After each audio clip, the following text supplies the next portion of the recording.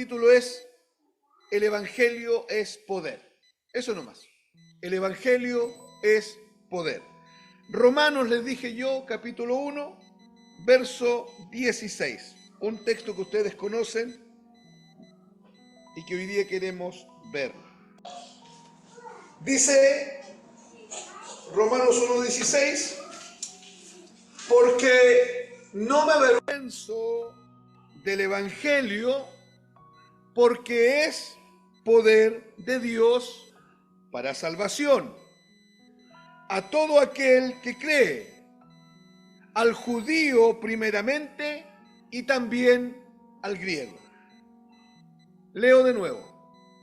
Porque no me avergüenzo del Evangelio, porque es poder de Dios para salvación a todo aquel que cree, al judío primeramente y también al griego. Hermanos, nos vamos a quedar con la primera parte del versículo, que es la que yo quiero compartirles hoy día, y se la quiero compartir con dos ideas. ¿Ya?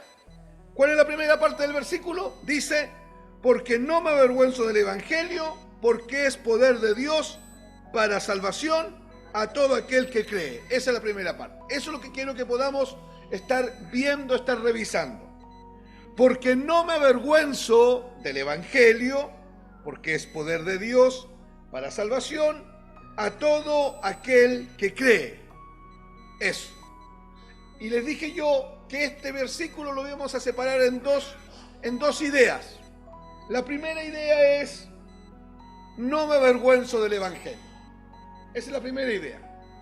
El apóstol Pablo, cuando escribe esta carta, el libro de Romanos se llama, o se le ha denominado, la carta magna del Evangelio.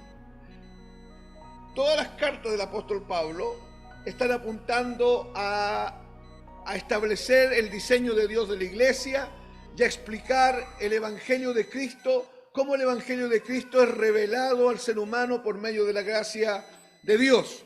Pero, hermanos, hermanas, la carta de Romanos es explícita en mostrar el Evangelio. De hecho, Romanos 1, Romanos 2 y Romanos 3 habla de la condición del hombre ante Dios, de esta condición deplorable, de esta condición separada de Dios, de esta condición en la que el hombre se encuentra condenado y bajo el juicio de Dios. Por eso se le llama la carta magna, porque después, en el capítulo 5, el apóstol Pablo habla de la justificación en Cristo. En el capítulo 6 y 7 explica cómo la naturaleza pecaminosa es extirpada del hombre y le es imputada una nueva naturaleza. ¿Amén? ¿Me están prestando atención? Ya. Y en el capítulo 1, Pablo viene y dice, él quiere dejar muy claro que a él y consiguientemente al resto de los cristianos no nos tiene que avergonzar el Evangelio. Él lo dice en primera persona. Él dice, no me avergüenzo del Evangelio. Pero no es solamente él. Por extensión, él quiere que todos los cristianos entendamos que avergonzarse de Cristo es un pecado. Y es un pecado grave. ¿Ya? Sentir vergüenza por el Evangelio y por esto que nos ha sido revelado es un pecado grave. Y él parte diciendo, no me avergüenzo del Evangelio. Entonces, esa es la primera idea que vamos a desarrollar. Para los que toman nota, anoten esto. El Evangelio fue y sigue siendo hasta hoy una piedra de tropiezo para los judíos y sigue siendo locura para los gentiles. Repito, el Evangelio fue en esa época y sigue siendo hasta ahora, hasta hoy, sigue siendo una piedra de tropiezo para los judíos, pero al mismo tiempo sigue siendo locura para los gentiles. ¿Por qué una piedra de tropiezo para los judíos? Ustedes saben que al pueblo judío se le entregó las tablas de la ley, al pueblo judío se le entregó el ceremonial de los holocaustos y de los sacrificios, al pueblo judío se le entregó la responsabilidad, hermanos, de recibir la palabra de Dios, pero al mismo tiempo de que ellos fuesen luz para las naciones. El pueblo judío se equivocó en esto y ellos dijeron, no, este Dios es para nosotros nomás. Y esta palabra de Dios es para nosotros nomás. Y estos diseños del Señor es para nosotros nomás. ¿Me están escuchando? ¿Y qué hace Pablo? Pablo dice que el Evangelio, y por esta razón no hay que avergonzarse, porque el Evangelio fue y hoy día sigue siendo piedra de tropiezo para los judíos. Ahora, los judíos no solamente es una referencia a la nación étnica, al pueblo étnico de los judíos, de los hebreos. No solamente está hablando de ellos. ¿Por qué, hermanos? Porque los judíos tenían algunas características. Eran religiosos, eran cabalísticos, eran místicos, eran buscadores de señales. Y hoy día esa gente existe. Y puede ser que aquí hoy día haya alguien sentado entre nosotros. Y de hecho, hemos tenido gente sentada así, entre nosotros. Gente con una mentalidad judía, gente con una mentalidad religiosa, gente mística, gente que busca señales, que quiere ver algo de Dios, que no basta con oír el mensaje de la cruz. El mensaje de la cruz se le va volviendo por el camino una piedra de tropiezo. Se le va volviendo por el camino una cosa dolorosa. Oiga, hay gente que dice que no puede ser que siempre estén hablando de la cruz. Ustedes son fundamentalistas, ustedes quieren eso y quieren eso y quieren eso solamente. Y esto empieza a ser un escollo en esta gente. Esa gente tiene una mentalidad judía. ¿Ya? Una persona que el mensaje de la cruz empiezan a tropezar con la cruz, les empieza a molestar la cruz y empiezan a sentir que hablar de tinieblas, que hablar de luz, que hablar de gracia una y otra vez, que hablar de negarse, que hablar de morir en la cruz, que hablar de justificación, de regeneración una y otra vez, eso se vuelve desde lo repetitivo, pasa desde lo repetitivo hasta lo fundamentalista. Y lo que está pasando realmente, hermanos, hermanas, lo que realmente está pasando es que esa gente con la mentalidad judía está tropezando con la cruz. Por eso Pablo dice, no tenemos que avergonzarnos, porque el evangelio para los judíos es tropiezo. Y para los gentiles les dije que era locura. La palabra locura en griego es noria. Y noria significa estupidez, torpeza, insensatez o necedad. O sea, tenemos otro grupo en el mundo y aún dentro de las iglesias de gente que cuando empieza a oír el evangelio, desde su orgullo intelectual, desde su arrogancia académica, desde su arrogancia religiosa, oír el evangelio los empieza a molestar y empiezan a creer que este evangelio que predicamos de cruz, de muerte, de negación, de sangre derramada, este pacto eterno que es mejor y que está fundamentado sobre mejores promesas, sobre la base del sacrificio de Cristo, ellos dicen, no, esto es locura. Esto es una tontera. Esta gente está loca. Esta gente no entiende. Entonces, la primera razón, escuche, ¿por qué Pablo nos dice, no me avergüenzo del evangelio? Es porque usted y yo tenemos que entender que el evangelio, cuando es predicando, cuando es enseñado, separa a todo el planeta en dos, en judíos y en gentiles. Y los judíos, en su mentalidad religiosa, tropiezan con el evangelio, porque el evangelio no le provee señales. El evangelio es la señal de Dios. ¿Se acuerdan que cuando Jesús le piden señal, Él dice, esta generación adúltera pide señal, mas no le será dada otra señal, sino la señal de Jonás? ¿Se acuerdan? Como estuvo Jonás 3 días y 3 noches en el vientre del pez, así estará el Hijo del Hombre 3 días y 3 noches en el corazón de la tierra. La única señal que Jesús dijo que Dios le iba a dar a esta generación adúltera era la señal de la cruz. 3 días y 3 noches. Jesús muere, lo sepultan, está 3 días y 3 noches en el corazón de la tierra, y el tercer día el Padre viene y lo resucita. Todo ese es el mensaje de la cruz. Entonces, los judíos van a tropezar en esto y los otros van a encontrar que este mensaje es locura. Y probablemente, hermanos, probablemente esta iglesia sería mucho más numerosa si aquí no se predicara el evangelio de la cruz. ¿Me está oyendo? Sería mucho, y probablemente algunos de ustedes tendrían mucho más deseos de estar en la iglesia, de estar con los hermanos, si aquí no se predicara el evangelio de la cruz. Si a este evangelio le sumásemos humanismo, sofismo, misticismo, le agregásemos algunas cuestiones religiosas, sacásemos un poco de gracia y le pusiésemos un poco de obligatoriedad al asunto, quizás seríamos muchos. Y quizás si los predicadores de esta iglesia hablásemos incoherencia, desde las sillas se gritaría amén. Porque el evangelio, hermanos, para los judíos es tropiezo, pero para los gentiles es locura. ¿O qué significa locura?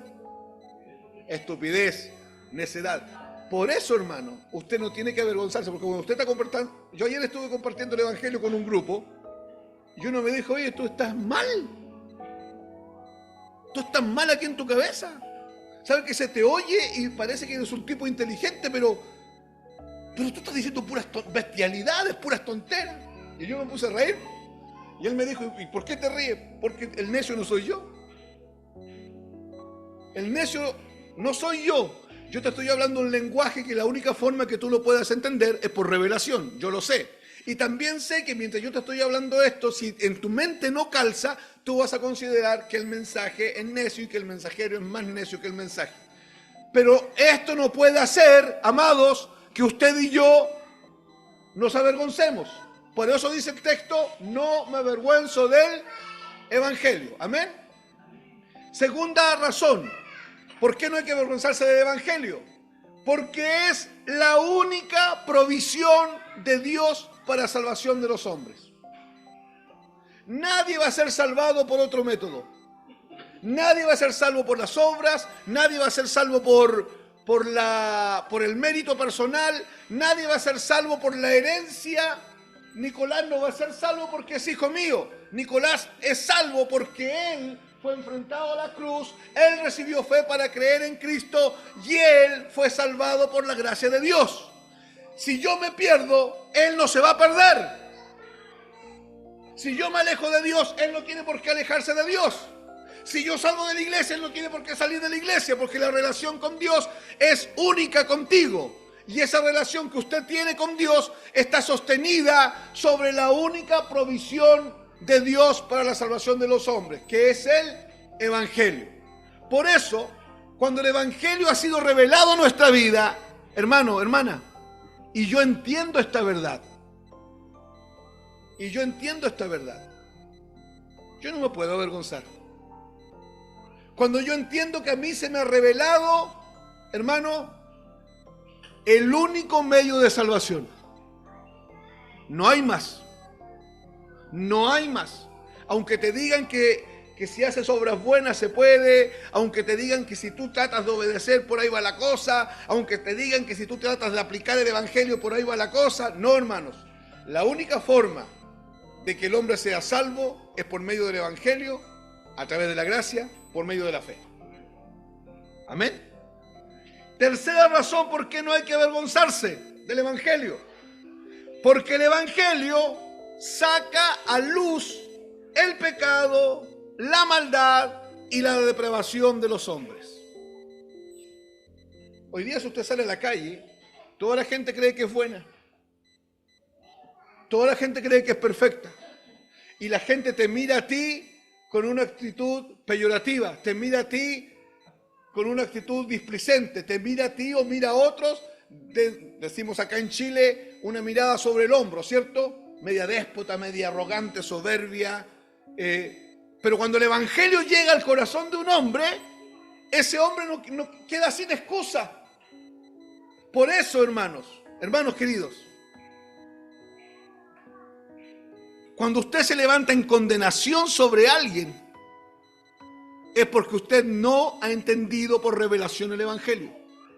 Porque el Evangelio lo que hace conmigo es que saca a la luz mi pecado, mi maldad y mi depravación. Y con eso yo tengo suficiente para andar enfrentando a Laura. ¿Me entiende? No, a mí no me queda tiempo de andar escarbando en la vida de Laura. ¿Qué tanta mugre hay dentro de Laura? Si Dios ya me enfrentó a mí. ¿Me está oyendo? Y el Evangelio vino y me enfrentó y me mostró que yo, que había pecado, que había maldad, que había depravación. Ningún otro mensaje lo hace. Si a usted te están diciendo todos los días que Dios te ama, que Dios te tiene para grandes cosas, que Dios quiere hacer un plan maravilloso contigo, que Dios tiene un plan maravilloso contigo. Hermano, mira el plan maravilloso, te va a tomar y te va a mandar al infierno si no te arrepientes. ¿Ese es el plan maravilloso? No, hermanos. El Evangelio llega y nos confronta con una realidad que está oculta, que nadie la ve. ¿Cuál es la realidad? Que el hombre es malo, es perverso, es un depravado y está totalmente separado de Dios. Amén. Por eso no hay que avergonzarse del Evangelio. Ahora, yo no sé si usted y yo estamos asimilando esta idea como es. Yo no sé si usted está recibiendo la palabra mientras yo estoy hablando con la intensidad que tiene. Yo no sé cuándo están mirando el celular, cuándo están más preocupados de lo que está pasando con los niños, que de oír este mensaje con la trascendencia y la importancia que tiene. Porque Pablo viene y me dice, no me avergüenzo del Evangelio. Ya hemos visto por qué, 3 razones. Una cuarta, para los que toman nota. Una cuarta razón.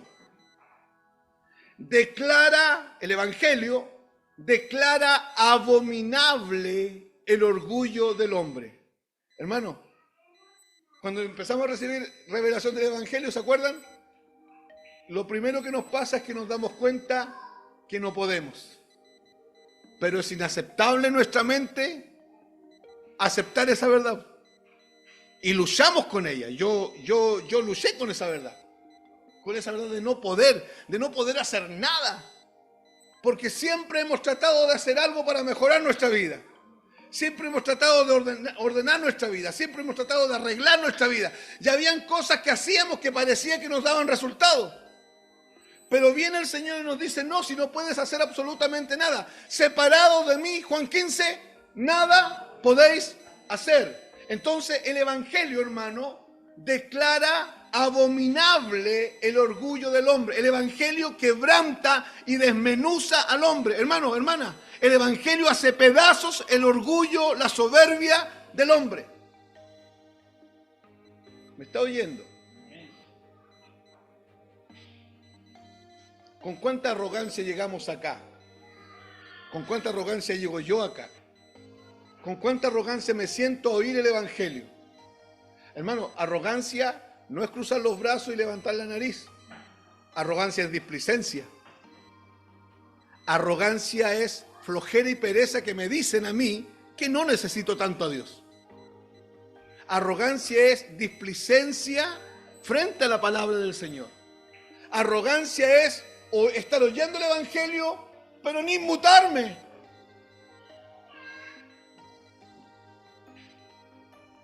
¿Sabe? ¿Sabe cómo Satanás trabaja con nosotros? Que somos de iglesia, gente de iglesia. Como de repente en nuestras convivencias de iglesia, en nuestra relación de iglesia, hay ciertas cosas que ocurren y nos vemos trastocados, voy a usar esa expresión, pero algunos se sienten dañados. ¿Cierto? ¿O no? Uno se siente dañado. Y ese daño es el argumento que tenemos para nuestra displicencia con el Señor. Yo te hago una pregunta. ¿Cristo mora en ti? ¿Tú crees que el Cristo que mora en ti se daña? ¿Tú crees que de verdad al Cristo que mora en ti le preocupa el daño que le hicieron a Él? Después de haber estado en la cruz y haber sentido el desprecio, el menoscabo, el escarnecimiento y hasta el olvido de su propio Padre. ¿Usted cree que Él se daña?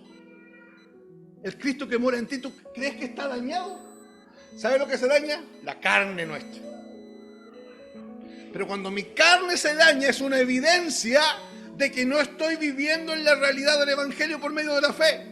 Y si mi argumento es, ahora, escúcheme, cuando yo hablo de argumento no es que usted se pare y dice, a ver, hermano Víctor, yo no pongo atención porque estoy dañado. ¿Ya? Por lo general no decimos nada, pero hay un argumento mental. Que es que yo no pongo mucha atención porque estoy dañado, no es que yo no llego a tiempo porque estoy dañado. Y te vuelvo a preguntar, ¿Cristo en ti tú crees que recibió daño? ¿Tú crees que Él se preocupa por el codazo que te dio el hermano? ¿Tú crees que Él se preocupa por la murmuración que el hermano... porque cuando están murmurando de ti, están murmurando de Cristo. ¿Correcto? ¿Se acuerdan cuando Jesús dice, en cuanto a uno de estos mis pequeños lo hicisteis, a mí lo hiciste? ¿Se acuerdan de eso? ¿Se acuerdan cuando el apóstol Pablo dice, Jesús le dice, Saulo, Saulo, ¿por qué me persigues? Saulo perseguía a la iglesia, pero cuando alguien toca el cuerpo de Cristo, la cabeza se resiente inmediatamente, lo percibe inmediatamente, la cabeza es Cristo. Y Cristo le dice, Saulo, Saulo, ¿por qué me persigues a mí? Porque no estás persiguiendo a esta gente, me estás persiguiendo a mí. Entonces, amados, el Evangelio declara abominable el orgullo humano. Y quinta razón, ¿por qué no hay que avergonzarse del Evangelio? Es porque el Evangelio declara las justicias del hombre y los méritos del hombre como algo carente de valor delante de Dios. Dios no valora absolutamente nada tu buen comportamiento.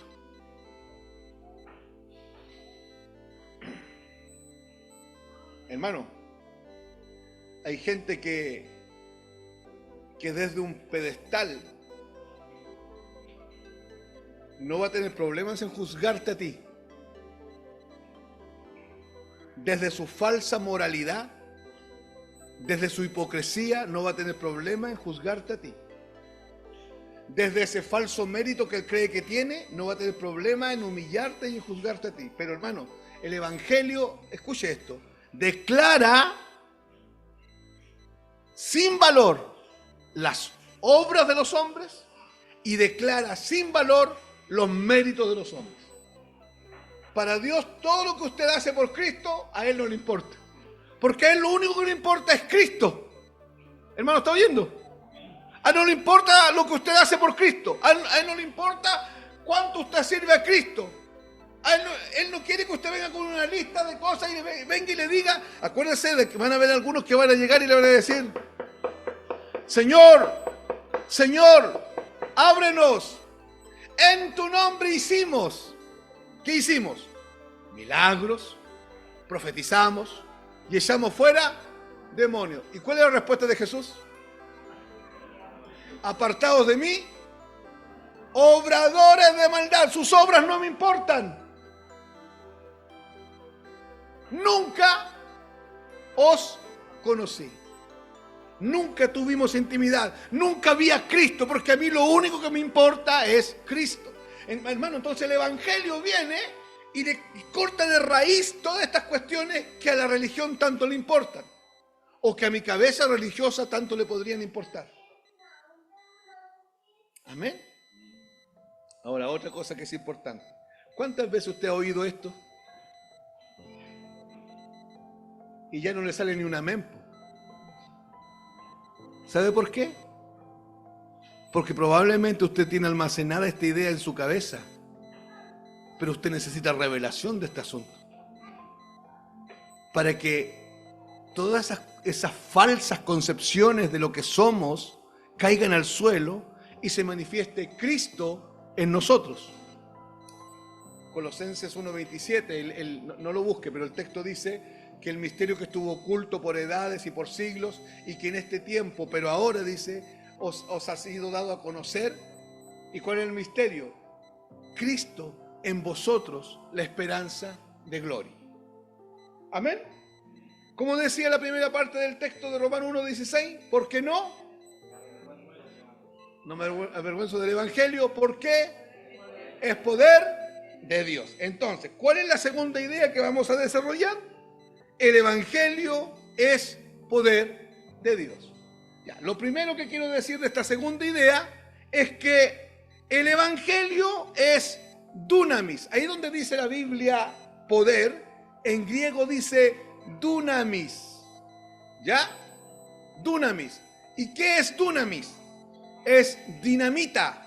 ¿O es la palabra griega para dinamita o es la palabra griega para dínamo? ¿Ya?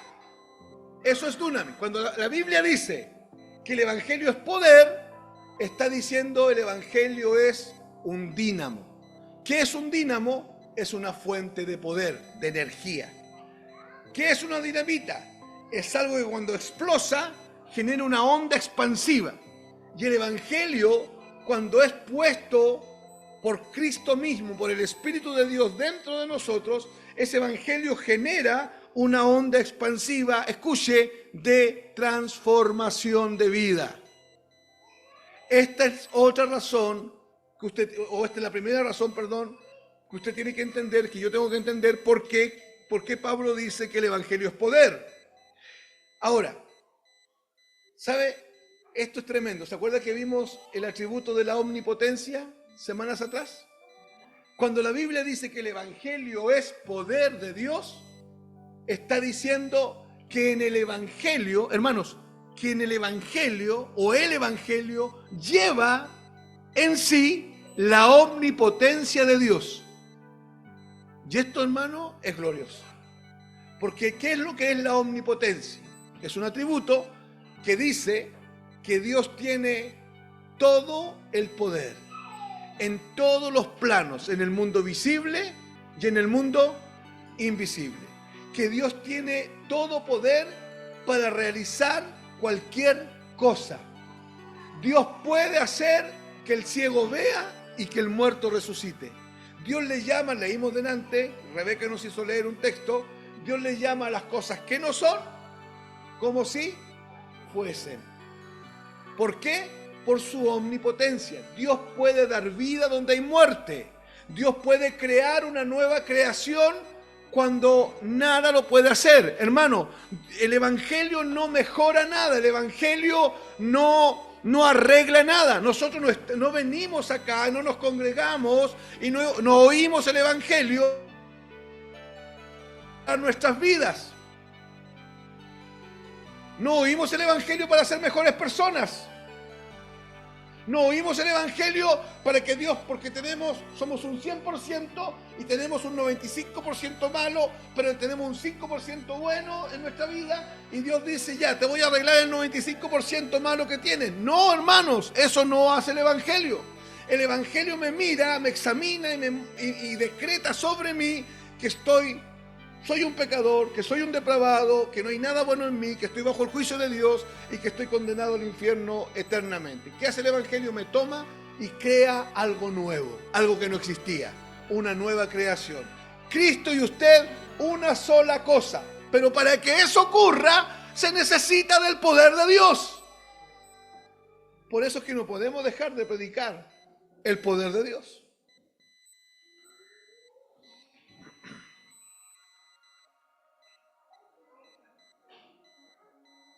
Es probable, si somos judíos en nuestra manera de pensar, que si aquí llega un paralítico y oramos por él y el paralítico sane, es probable que saltemos de nuestras sillas alabando el poder de Dios, si es que somos judíos. Porque cuando escuchamos que el evangelio es poder de Dios, no nos conmociona tanto porque Satanás se encarga de insensibilizar nuestra mente frente a una realidad espiritual. Hermanos, cuando Pablo dice que el evangelio es dunamis, dinamita, poder expansivo, y cuando dice que el evangelio conlleva consigo mismo y revela además la omnipotencia de Dios. Hermano, porque el evangelio tiene el poder para transformar nuestra vida. Amén. ¿O no será así? ¿Usted está seguro de eso? Porque si usted tiene un poquito de duda, sí, usted no llega al final. O esto lo creemos o no lo creemos. Pero el evangelio transforma la vida. El evangelio es el único mensaje que no necesita nada más. El Evangelio no necesita el predicador, el Evangelio no necesita al apóstol, el Evangelio no necesita al profeta, el Evangelio no necesita de herramientas humanistas, el Evangelio tiene vida propia. ¿Se acuerdan de eso? El Evangelio llega a nosotros y el Evangelio, cuando empieza a ser revelado, el Evangelio empieza a transformar nuestra vida de una forma sobrenatural. Otra razón por qué el Evangelio es poder de Dios. Escuche, el Evangelio es suficiente por sí solo para salvar a los hombres y darles vida eterna. Recién les dije yo que el Evangelio tiene vida propia. El Evangelio no necesita que usted trate y se esfuerce. El Evangelio, hermano, lo hace solo. Pero el Evangelio usted y yo tenemos que creerlo por medio de la fe. Si usted y yo no abrazamos el Evangelio de la cruz, si usted y yo no abrazamos el Evangelio de la gracia por medio de la fe, hermano, hermana, si usted y yo no lo hacemos, no va a haber transformación de vida. Pero si usted y yo abrazamos el Evangelio de la fe, de la cruz, por medio de la fe, el Evangelio no necesita absolutamente nada más. Hermano, el Evangelio no necesita que usted trate. El Evangelio no necesita tu esfuerzo. Y los que hoy me oigan decir esto, va a ser escandaloso para ellos. Que haya un predicador diciendo que el Evangelio no necesita que esfuerces, que el Evangelio no necesita que trates de cambiar. No, no lo necesita. Porque cuando tú tratas de cambiar, tú estás negando la suficiencia del Evangelio. El Evangelio llega a tu vida y tiene un poder transformador grandioso, porque es la omnipotencia de Dios actuando en nosotros.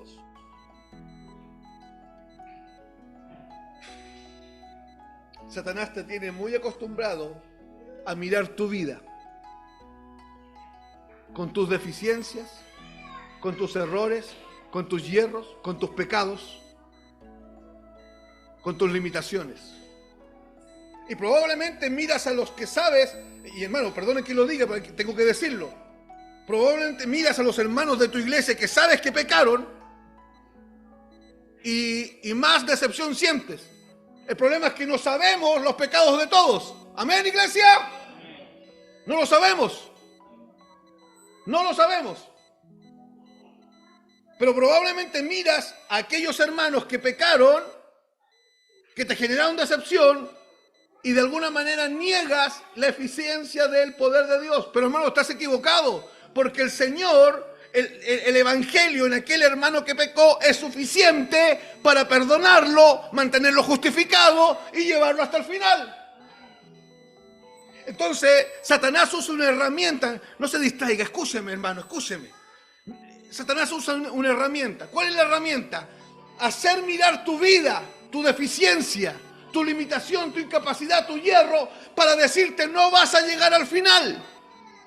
Hermano, ¿me está oyendo? Pero usted y yo tenemos que mirar a Cristo en la cruz.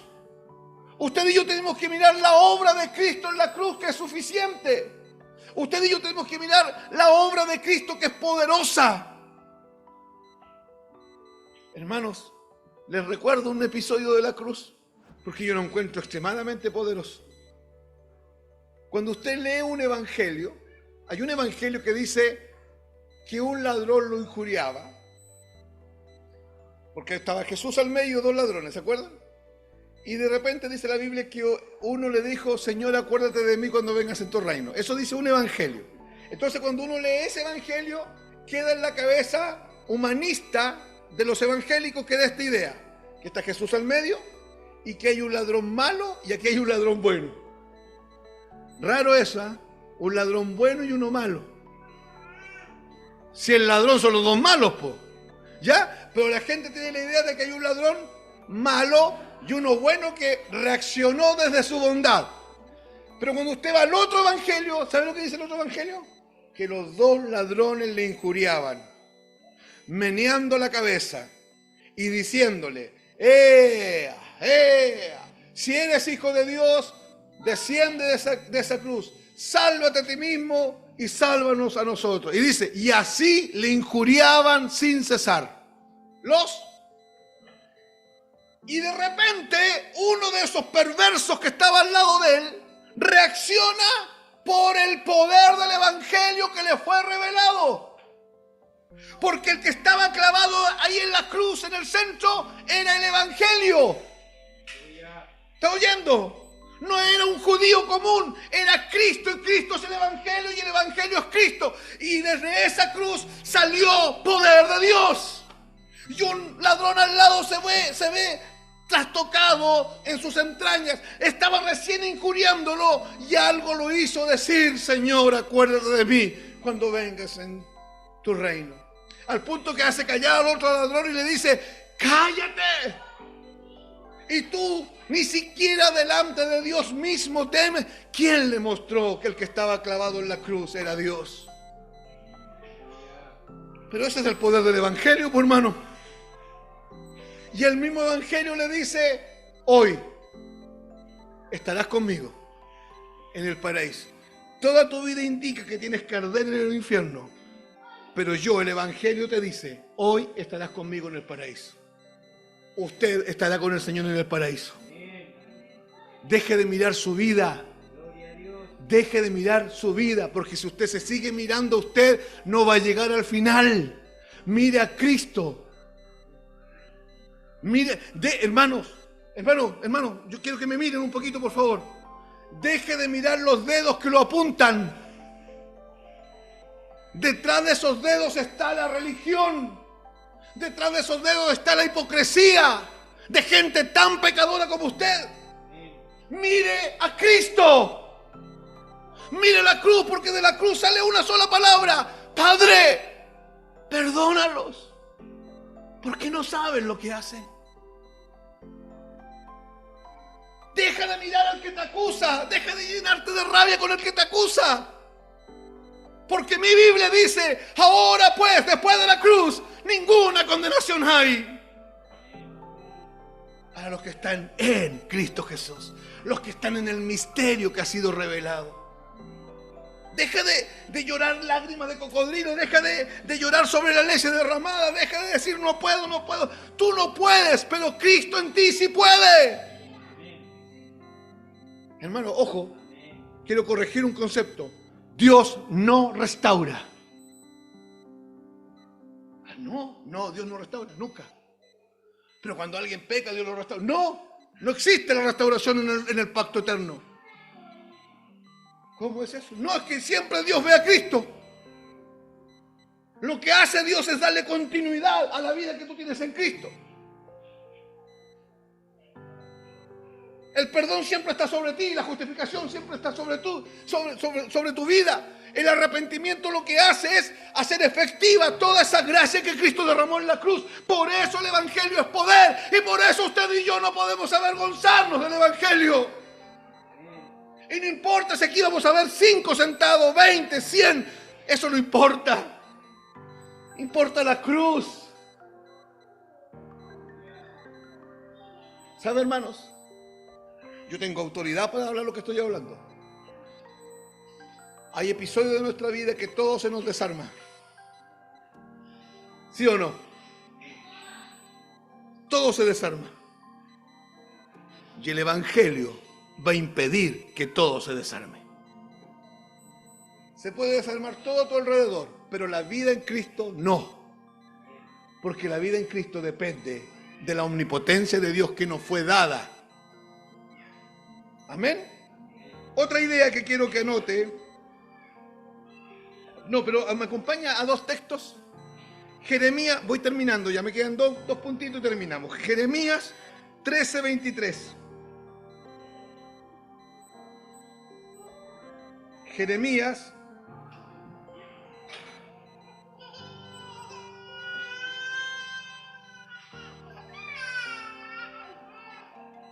capítulo 13, verso 23.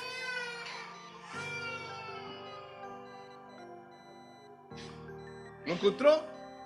Jeremías 13:23. Mire cómo dice el texto, el profeta hablando. Dice: mudará. Mudar significa cambiar, ¿cierto? ¿Mudará el etíope su piel y el leopardo sus manchas? Así también, ¿podréis vosotros hacer bien estando habituados a hacer el mal? Mira las preguntas que son dos preguntas que el profeta hace y es una analogía. ¿Podrá el etíope cambiar su piel? ¿Se puede o no? ¿Puede uno sacarse la piel sin morir en el camino? ¿Podrá el leopardo cambiar sus manchas? No, porque el leopardo, las manchas, hermano, si al leopardo le aparecen listas blancas y negras, no es leopardo, es cebra, ¿correcto? Entonces, ¿el leopardo puede cambiar su naturaleza? No. ¿Puede el etíope cambiar su naturaleza? O sea, claro, su piel, su naturaleza. No. Entonces, Dios viene y pregunta, ¿y podréis vosotros cambiar hacia el bien si estáis habituados a hacer el mal? Tampoco. Solo el Evangelio puede hacerlo. El Evangelio llega con poder a tu vida, te mata, te sepulta, te mata con Cristo Jesús, te sepulta con Cristo Jesús y te hace resucitar en Cristo a una nueva creación. Te muda y te cambia. Te da una mente nueva y en un proceso te cambia la mentalidad. Te trae una mentalidad de reino. Te trae una mentalidad renovando tu entendimiento. Otro texto, Mateo 22, 29. Estoy leyendo estos dos textos para los dos puntos que voy a mencionar. Mateo 22, 29. Dice, entonces respondiendo Jesús les dijo, erráis ignorando las Escrituras y el poder de Dios. O sea, podríamos estar caminando detrás de Cristo, ignorando las Escrituras y al mismo tiempo ignorando el poder de Dios. Por eso que Pablo viene y dice, no me avergüenzo del Evangelio porque es poder de Dios. En otras palabras, Pablo quiere que la iglesia conozca, experimente el poder de Dios en su vida. Pablo quiere que la iglesia entienda que el poder de Dios no es una fuerza sobrenatural viniendo a nuestros cultos y haciéndonos sentir cosas. El poder de Dios es el Evangelio en nosotros, transformando nuestra vida y garantizando nuestra eternidad. El poder de Dios es el Evangelio, hermanos, apartándonos del mundo. El poder de Dios es el Evangelio sacándonos de tinieblas a luz. El poder de Dios es el Evangelio santificándonos sin un aporte tuyo. ¿Sabe cuál tiene que ser su aporte, hermano? Es día a día doblar nuestras rodillas y decirle, Señor, llévame a la cruz. Clávame contigo en la cruz. Y manifiesta tu vida en mí. Mata todo lo mío, porque lo mío no sirve. Pero para eso, hermano, yo tengo que entender que el Evangelio es poder de Dios y que va a acabar con mi orgullo, con mi arrogancia y con mi soberbia. Únicamente, el punto que quiero compartirles, el Evangelio tiene el poder de Dios para extirpar la naturaleza pecaminosa. No para desactivarla, sino que para extirpar la naturaleza pecaminosa. Y solamente el Evangelio tiene el poder de Dios, hermano, para poner dentro de ti la nueva naturaleza. ¿Cuál es la nueva naturaleza? La naturaleza de Cristo. Si el Evangelio puso la naturaleza de Cristo en ti y en mí, puso esto, hermano, puso su ADN. Si usted tiene la naturaleza de Cristo, usted tiene el ADN de Dios. Si usted tiene la naturaleza de Cristo, hermano, usted tiene a Cristo. Hermano, por favor, escuche. la misma vida de Cristo mora dentro de ti. Entonces, esas frases que hoy día están por todos lados y que hay cientos diciéndole amén: vive como Cristo, parécete a Cristo, sé como Cristo, practica el evangelio para que seas como Él, vive los principios. Todo eso es humanismo. Cuando el evangelio llegó, quitó la naturaleza pecaminosa, extirpó el poder del pecado sobre usted y sobre mí, sacó esa naturaleza que nos envolvía, lo quitó y lo echó fuera y te puso, te colocó en Cristo. Y hermano, estar en Cristo es que la misma vida de Cristo está dentro de ti. Entonces, ¿cuál es la función de la iglesia en este mundo? Expresar a Cristo, manifestar a Cristo. ¿Sabe que yo no ando por las calles buscando venganza? Satanás no me puede acusar de eso a mí. Tengo limpia conciencia. No ando buscando venganza. Porque hay una nueva naturaleza que se expresa. ¿La naturaleza de quién? De Cristo. ¿Usted que Cristo sale por las calles a buscar venganza? ¿Usted que Cristo, cuando escucha a alguien decir perdón, retiene el perdón?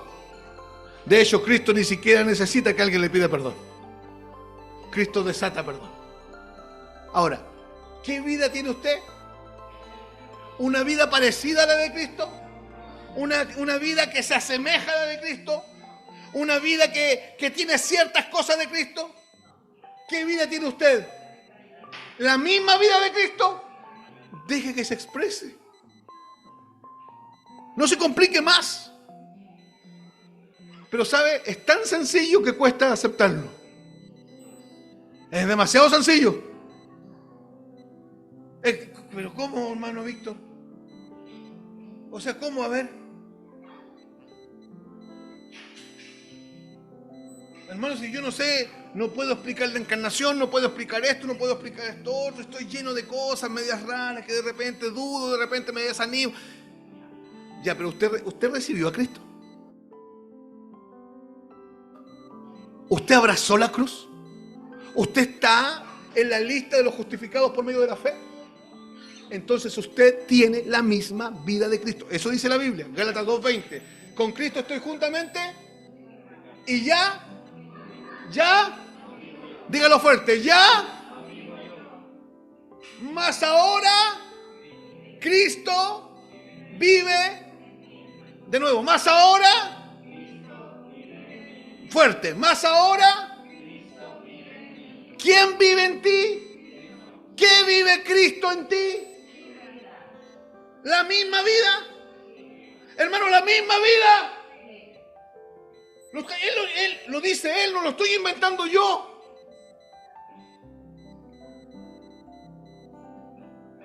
Y lo que ahora vivo en mi carne, lo vivo en la fe del Hijo de Dios. Y el Hijo de Dios dice que Él extirpó por medio del Evangelio esa naturaleza pecaminosa.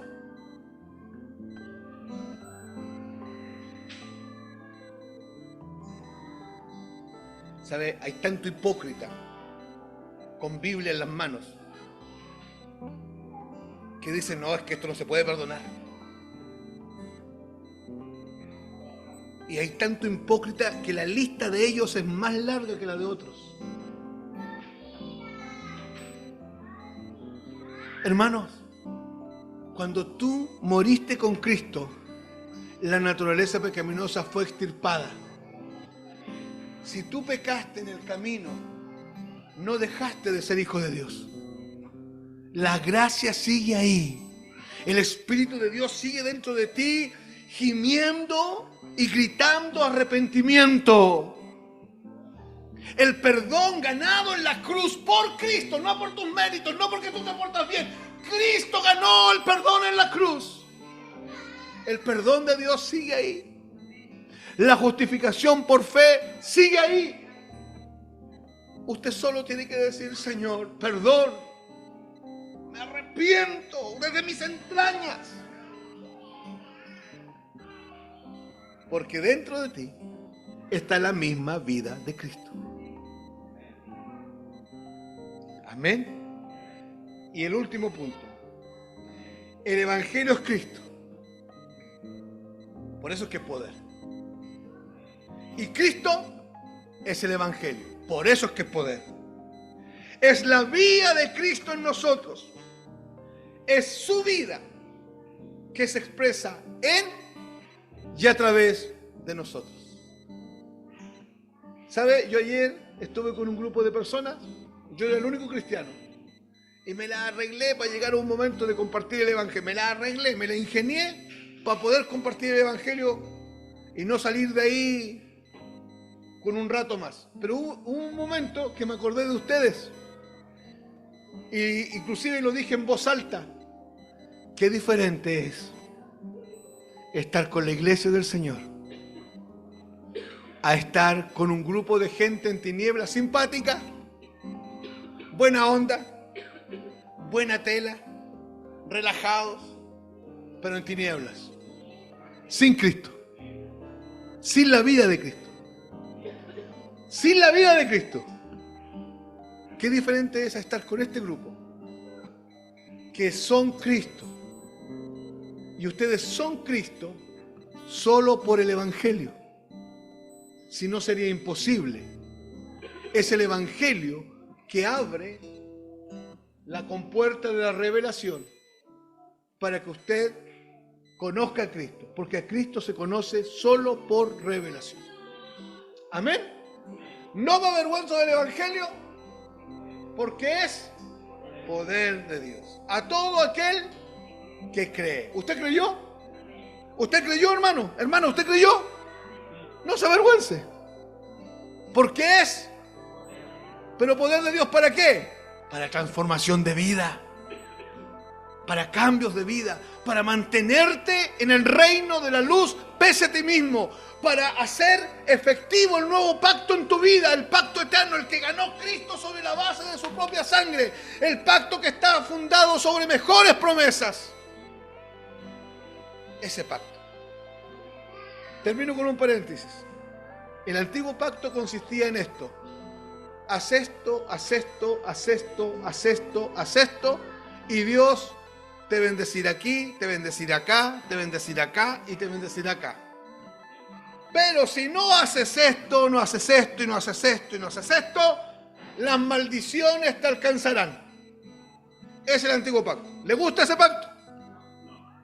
¿Le gusta o no?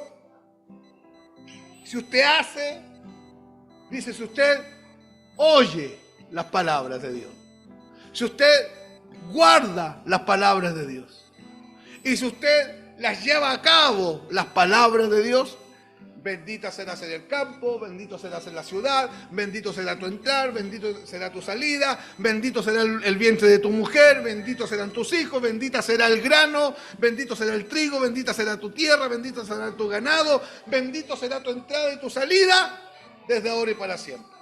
Deuteronomio 28. Después dice: mas si no guardase, no oyeses la palabra de Dios, no guardases la palabra de Dios y no la pusieses por obra, entonces las maldiciones te alcanzarán. Y maldito serás tú en el campo, maldito serás tú en la ciudad, maldito será el vientre de tu madre, maldito será el vientre de tu mujer, maldita será tu sementera, maldita será tu tierra, tu grano y tu trigo, maldito será tu ganado y maldito serás siempre. Ese es el antiguo pacto, en el cual a muchos les gusta ese pacto. Y aparece Jesús diciendo que hay un nuevo pacto, fundado sobre mejores promesas. ¿Está escuchando? Y ese pacto dice a ti, así: ese pacto no depende de lo que tú haces. Ese pacto depende de lo que Cristo hizo en la cruz del Calvario.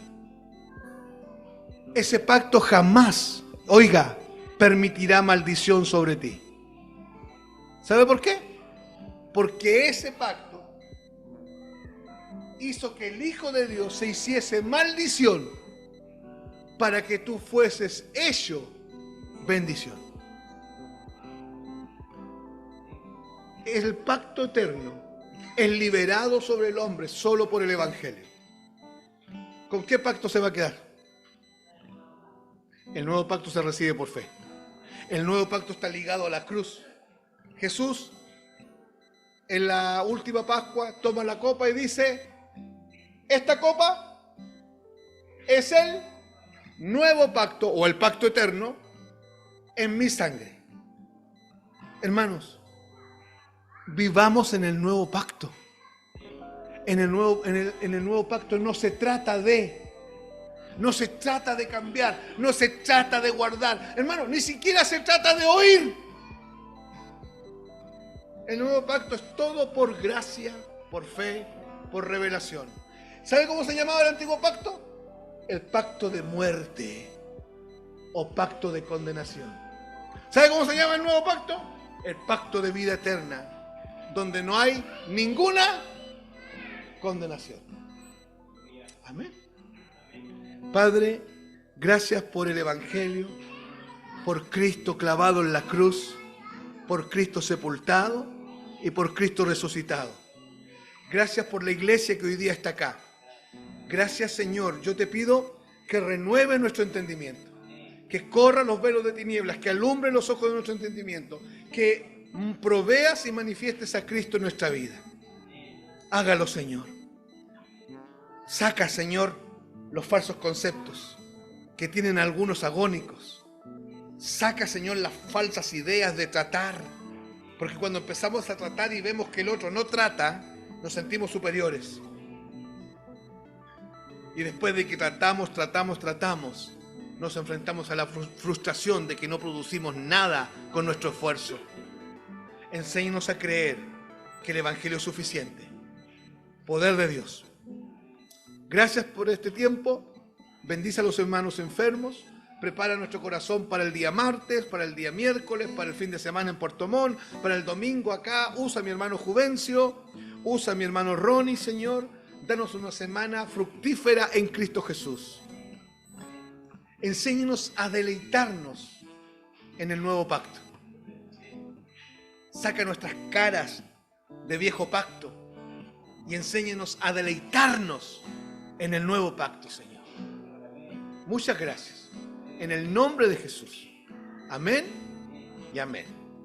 El Señor les bendiga, amados. Dios les bendiga.